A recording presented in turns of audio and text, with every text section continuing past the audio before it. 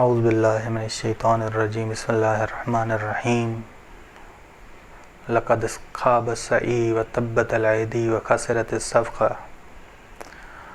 زینب سلام علیہ کا خطبہ جاری تھا کہ زینب سلام علیہ فرما رہی ہیں کہ لقد خاب السعی، تم سب نے جو کوشش کی قتل کیا امام حسین علیہ السلام کا،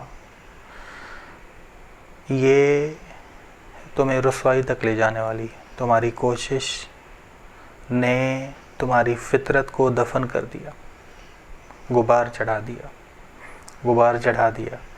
زینب سلام علیہ نے فرمایا کہ تم سب نے اپنی فطرت کو دفن کر دیا، بس امام حسین نے قیام کیا تاکہ فطرت سے غبار ہٹے۔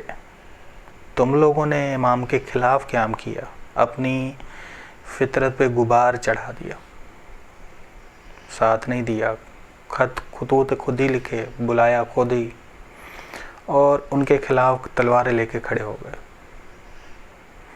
بس ایسا کام کیا جن کاموں کی وجہ سے دل پہ سیاہی آ جاتی ہے، دل پہ غبار آ جاتا ہے۔ بس جب دل پہ غبار آ جائے، دل پہ سیاہی آ جائے، انسان نہیں جانتا کہ کہاں جا رہا ہے، کیا کر رہا ہے۔ اور کیسے انہوں نے اپنی فطرت کو دفن کیا؟ خواہشات نفسانی کی پیروکاری کی وجہ سے، لالچ میں آئے، غیر اللہ سے خوف کھایا انہوں نے، لقمہ حرام کھایا انہوں نے، ظالم حاکم سے ڈر گئے یہ لوگ۔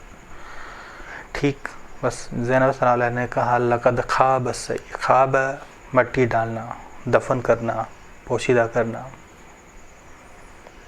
قیام امام حسین میں شامل ہوتے تو فطرت سے غبار ہٹتے، عالم بنتے، اعلیٰ منازل تک پہنچتے۔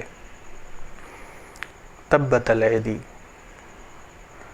بس جو انسان عالمانہ اور عمدن برائی کرے اور برائی کو ترجیح دے، اس کے لیے کہا جاتا ہے تبت الیدی، اس کے ہاتھ ہلاکت میں پڑ گئے، اس نے ہلاکت میں ڈال دی، اپنے اعمال نابود کر دیے، تم نے ہلاک کر دیا خود کو۔ یہ اصحاب الشمال ہیں یہ لوگ۔ مومن کے دونوں ہاتھ یا سارے اعضاء دائیں ہیں، کیونکہ مومن برائی نہیں کرتا، نیکی کرتا ہے، تو مومن کا کوئی بایاں ہاتھ ہے ہی نہیں، دایاں ہاتھ ہی ہر عضو سے نیکی کرتا ہے۔ یہ اصحاب الیمین ہے۔ اصحاب الشمال وہ ہیں جن سے نیکی سرزد ہوتی نہیں، سارے اعمال ان کے ہلاکت میں، بس تمہاری تجارت خسارے میں ہے۔ زینب صلی اللہ علیہ نے کہا خسرت الصفقہ، تمہاری تجارت خسارے میں، خدا کے غضب کے شکار ہوئے ہو، تم پر ذلت اور محتاجی مسلط ہوئی ہے۔ ٹھیک، وخسرت الصفقہ وبؤتم بغضب من اللہ، بس تم سب شکار ہو گئے ہو خدا کے غضب کے شکار ہو گئے ہو۔ ٹھیک، بس کوفیوں کا خوف مشرکانہ تھا، دین کی اسیری دیکھ رہے تھے، لیکن قتل امام حسین میں شامل ہوئے، دین کو آزاد نہیں کرایا، خدا کے غضب میں شکار ہوئے۔ ضربت علیکم ذلت والمسکنہ، ذلت اور محتاجی تم پہ مسلط کی گئی، کہ قیام امام حسین علیہ السلام کے بعد یہ لوگ ایسے حاکموں کی زیر تحت رہے کہ انہوں نے چین پایا نہیں۔ سب سے برا حاکم ان پہ حجاج ابن یوسف تھا۔ جناب ابو علی سینا کہتے ہیں کہ جو توحید اور دین کے مطابق زندگی نہ گزارے، میں اسے حیوان بھی تصور نہیں کرتا۔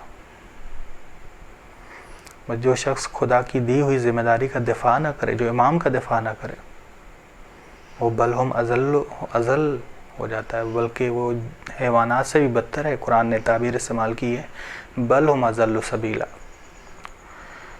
جنگل میں حیوانات اپنے بچوں کا دفاع کرتے ہیں، اپنا دفاع کرتے ہیں، حیوانات کے اندر غیرت موجود ہے۔ شکاری کتا ہے، شکار کو نہیں کھاتا، مالک کے لیے چھوڑ دیتا ہے، یہ غیرت مند ہے، تربیت یافتہ حیوان، خیانت نہیں کرتا۔ ابو ریحان بیرونی کہتے ہیں کہ حسین ابن علی کے قتل کے بعد یزید کے اشعار لوگوں تک پہنچائے گئے۔ لعبت بنو ہاشم بالملک فلا ملک جاء ولا وحی نزل، نہ کوئی فرشتہ آیا ہے، نہ کوئی وحی نازل ہوئی ہے۔ یہ اس لیے تھا تاکہ مقصد امام حسین علیہ السلام کو، یہ اشعار سب کی طرف اس لیے بھیجے گئے کہ مقصد امام حسین کو اندھیرے میں رکھا جائے۔ کوفی لوگ ایسے معاملات میں حکومت کا ساتھ دے رہے تھے، لیکن یہ خطبات امام سجاد تھے، خطبات زینب سلام اللہ علیہا تھے کہ یہ جو اشعار بھیجے گئے تاکہ مقصد امام حسین کو اندھیرے میں رکھا جائے، یزید کو کامیاب ہونے نہیں دیا۔ خطبات امام سجاد نے بھی، خطبات جناب زینب سلام اللہ علیہ نے بھی، بس واضح جملے جناب زینب کے کہ تم نے قتل امام حسین میں شامل ہو کے اپنی فطرت پہ مزید غبار چڑھا دیا، خود اپنی پاکیزہ فطرت کو اور زیادہ دفن کر دیا، گہرے کنویں میں ڈال دیا۔ تبت الیدی عالمانہ آمدن، تم نے لوگوں نے برائی کو ترجیح دی، تم جانتے تھے کہ حسین کون ہے، سفینۃ النجات ہیں، سید شباب اہل الجنہ ہے، اس کے باوجود تم نے برائی کو ترجیح دی، تم سب نے رائے کی حکومت کو چاہا، جانتے تھے کہ قتل حسین حرام ہے، سب سے بڑا گناہ ہے۔ وخسرت الصفقہ، معاملہ تمہارا خسارے میں پڑ گیا، معاملہ ضرر نہیں، خسارہ، پوری زندگی تم لوگوں نے ضائع کر دی۔ لفظ خسارہ یعنی پورا نقصان، کوئی چیز بچی نہیں کہ تم دکھا سکو کل رسول خدا کو کہ ہاں یہ ہمارے پاس ہے، کوئی چیز ہے نہیں جو تم خدا کے ہاں پیش کر سکو کہ یہ ہے ہمارے پاس تاکہ ہم جنت میں جا سکیں۔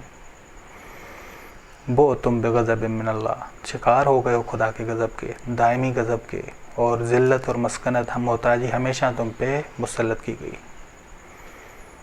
بس یہ اس خطبے کو مد نظر رکھیں، جو جناب زینب نے الفاظ استعمال کیے ہیں وہ قرآنی الفاظ استعمال کیے ہیں، معصومین ہم شکل قرآن ہیں یہ حضرات، تو انہی قرآنی الفاظ سے استفادہ کرتے ہوئے ایک پیغام پہنچا رہے ہیں، ہم شکل قرآن ہونے کی دلیل۔ وصلی اللہ علی محمد و اہل بیتہ الطیبین الطاہرین۔